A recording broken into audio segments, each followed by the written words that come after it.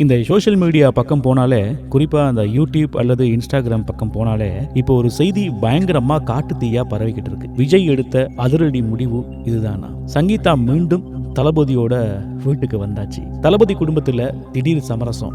விஜய் அவரோட அரசியல் பயணத்துல தீவிரமா இருக்கிற இந்த நேரத்துல அவரோட தனிப்பட்ட வாழ்க்கை பத்தின இந்த செய்திகள் நிஜமா அல்லது வதந்திகளா? விஜய் சங்கீதா ஜோடிக்கு இடையில் இப்போ நீதிமன்றத்துல என்ன வழக்கு ஓடிக்கிட்டு இருக்கு? சங்கீதா தரப்பு வச்சிருக்கக்கூடிய அதிர்ச்சிகரமான குற்றச்சாட்டுகள் என்ன? இந்த விவாகரத்து வழக்குக்கும் விஜயோட அரசியல் பிம்பத்துக்கும் என்ன தொடர்பு? இதோட முழு பின்னணியையும் இதுவரைக்கும் வெளிவராத சில உண்மைகளையும் நாம இந்த வீடியோல பேச போறோம். ஃபுல்லா இந்த வீடியோ பாருங்க. மறக்காம சக்தி எஃப்எம் யூடியூப் சேனல்ல சப்ஸ்கிரைப் பண்ணிடுங்க.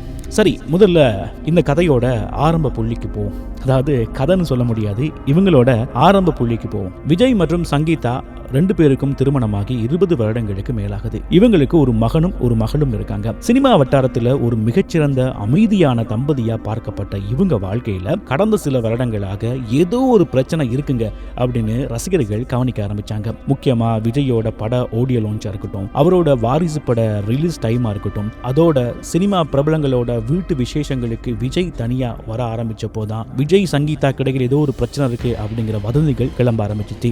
சங்கீதா லண்டன்ல இருக்காங்க, பிள்ளைங்களோட படிப்புக்காக வெளிநாட்டுல தங்கி இருக்காங்க அப்படின்னு ஆரம்பத்துல சொல்லப்பட்டாலும் உண்மை அதுவல்ல அப்படிங்கிறது இப்போ நீதிமன்ற படிகள் ஏறும் போதுதான் வெளிச்சத்துக்கு வந்திருக்கு. இப்போ சோசியல் மீடியாவுல வார வீடியோக்கள் சொல்ற மாதிரி அவங்க 2 பேரும் பேசி தீர்த்துக்கிட்டு ஒன்னா சேர்ந்துட்டாங்க அப்படிங்கிற செய்தி முற்றிலுமே தவறான ஒரு விஷயம் தான். ஏன்னா இந்த விவகாரம் இப்போ சாதாரண குடும்ப பஞ்சாயத்தா இல்லாம நீதிமன்றத்தோட கதவுகளை தட்டி சட்ட ரீதியான ஒரு போராட்டமாவே மாறி இருக்கு. அதனால சமூக வலைதளங்கள்ல சொல்ற மாதிரி சங்கீதா விஜய் சேர்ந்துட்டாங்க அப்படிங்கிற விஷயங்கள் முற்றிலும் ஒரு பொய்யான விஷயம் தான். இப்போ அதிகாரப்பூர்வமான தற்போதைய சட்ட ரீதியான நிலவரம் என்ன அப்படிங்கறத பார்ப்போம். சென்னை குடும்ப நல நீதிமன்றத்துல இவங்களோட விவாகரத்து வழக்கு இப்போ விசாரணையில இருக்கு. மிக சமீபத்துல இந்த வழக்கு நீதிமன்றத்துக்கு வந்தப்போ நீதிபதி இந்த வழக்கோட அடுத்த கட்ட விசாரணையை ஜூன் மாதம், அதாவது இந்த மாத நடுப்பகுதியில இன்னும் சில நாட்கள்ல மீண்டும் விசாரணைக்கு வரப்போகுது.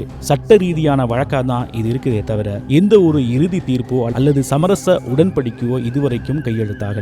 நாங்க பிரியல, சேர்ந்தே இருக்கிறோம் அப்படின்னு இன்னைய வரைக்கும் அதிகாரப்பூர்வ அறிவிப்பு எதுவுமே நடக்கல. இந்த வழக்கு இவ்வளவு தூரம் தீவிரம் அடைஞ்சதுக்கு சங்கீதா தரப்புல தாக்கல் செய்யப்பட்ட மனுவில் இருக்கிற சில குறிப்புகள் தான் காரணம்னு சினிமா மற்றும் அரசியல் வட்டாரங்கள்ல பேசிக்கிறாங்க. அப்படி அந்த மனுவில் என்னதான் சொல்லியிருக்காங்க? சங்கீதா தரப்பு தாக்கல் செஞ்ச மனுவில் விஜய் ஒரு பிரபல நடிகையோட திருமணத்தை மீறிய உறவுல இருந்ததாகவும், அந்த நடிகை தங்களோட வெளிநாட்டு பயணங்கள் மற்றும் தனிப்பட்ட புகைப்படங்களை சமூக வலைதளங்கள்ல பகிர்ந்து தமக்கும் தன் பிள்ளைகளுக்கும் கடுமையான மன உளைச்சலை ஏற்படுத்தியதாகவுமே குறிப்பிட்டிருந்தாங்க. இந்த விஷயம் பலரால சமூக வலைதளங்கள்ல ஒரு பேசு பொருளா பேசப்பட்டுச்சு. அந்த நடிகை யார் அப்படின்னா த்ரிஷா அப்படின்னு பல பேரும் சொல்ல ஆரம்பிச்சிருந்தாங்க. ஏன்னா விவாகரத்து கேட்ட பிறகு விஜய் எந்த இடத்துக்கு போனாலும், எந்த ஒரு நிகழ்வுக்கு போனாலும் த்ரிஷாவோடைய போறதா இப்ப நம்ம சமூக வலைதளங்கள்ல நிறைய வீடியோஸ் பார்த்துக்கிட்டு இருக்கோம். அதனால சங்கீதா சொன்ன நடிகை த்ரிஷா தான் அப்படின்னு இப்போ விஜய் ரசிகர்கள் பல பேர், சினிமா வட்டாரங்கள் இருக்கிற பல பேர் நம்ப ஆரம்பிச்சிருக்காங்க. இதுல எந்த அளவுக்கு உண்மை பொய் அப்படிங்கறத காலம்தான் பதில் சொல்லணும், அல்லது அவங்க வாயால சொன்னா மட்டும்தான் இதை நம்மளாலேயும் நம்ப முடியும். இந்த விஷயங்கள்லாம் ஒரு பக்கம் இருக்கும் போது அதை தாண்டி சங்கீதா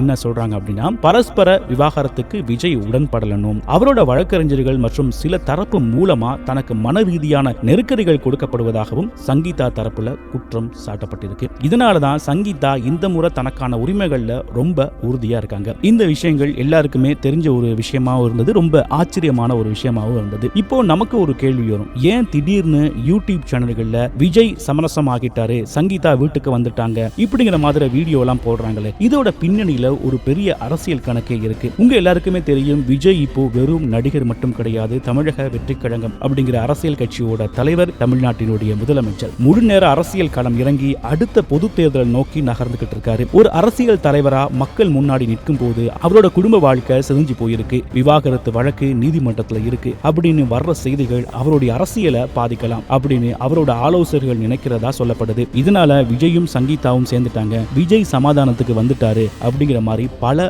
வதந்திகள் சமூக வலைதளங்கள்ல பரவ ஆரம்பிச்சிருக்கு. ஆனா சங்கீதா தரப்பு தங்களோட கோரிக்கைகள்ல இன்னும் உறுதியா இருக்காங்க அப்படிங்கிறது மட்டும்தான் உண்மையான விஷயம். அவங்க சமாதானத்துக்கு வரவே இல்லை, விஜயும் சமாதானம் பேசவும் இல்லை. இதான் உண்மையான விஷயம். இந்த விஷயங்கள்லாம் இருக்கும்போது நம்மளுடைய தளபதி விஜயினுடைய பிறந்த நாள் மாதம் இந்த மாதம் அப்படிங்கறனால ஜனநாயகன் படத்தை கூட தியேட்டர்ல வெளியிடலாம் அப்படின்னு பல பேர் பலவிதமா பேசிக்கிட்டு இருக்காங்க. அதாவது விஜயினுடைய பிறந்த நாள் அன்னைக்கே ஜனநாயகம் வெளியாகும் அப்படின்னு சொல்லிக்கிட்டு இருக்காங்க. விஜயினுடைய விவாகரத்துக்கான முடிவும் இந்த மாதத்திலே தெரியும் அப்படின்னு சொல்லிக்கிட்டு இருக்காங்க. இப்படி பல பிரச்சனைகள் பல வருந்திகளோடு விஜயினுடைய அரசியல் பயணம் நடந்துகிட்டே இருக்கு. இந்த வீடியோ பார்க்குற ஏகப்பட்ட விஜய் ரசிகர்கள் இருப்பீங்க, விஜயை ரசிக்காதவங்க கூட இருக்கலாம்ல. உங்களுக்கு இந்த விஜய் சங்கீதாவினுடைய விவாகரத்து, அவருடைய அரசியல் பயணம், ஜனநாயகன் பற்றிய பிரச்சனையா இருக்கட்டும், த்ரிஷா விஜயை பத்தி பேசுற விஷயங்களாக இருக்கட்டும், இதை பத்தி உங்களுடைய கருத்து என்ன அப்படிங்கறத மறக்காம கமெண்ட்ல சொல்லுங்க. விஜய் சங்கீதா மீண்டும் சேரலாமா? ஒரு அரசியல் தலைவரா விஜய் என்ன செய்ய போறாரு? இதை பற்றிய உங்களுடைய கருத்து என்ன அப்படிங்கறத கமெண்ட்ல சொல்லுங்க. மறக்காம சக்தி FM யூடியூப் சேனலை சப்ஸ்கிரைப் பண்ணி வைங்க. இன்னொரு வீடியோல உங்களை சந்திக்கிறேன். வணக்கம்.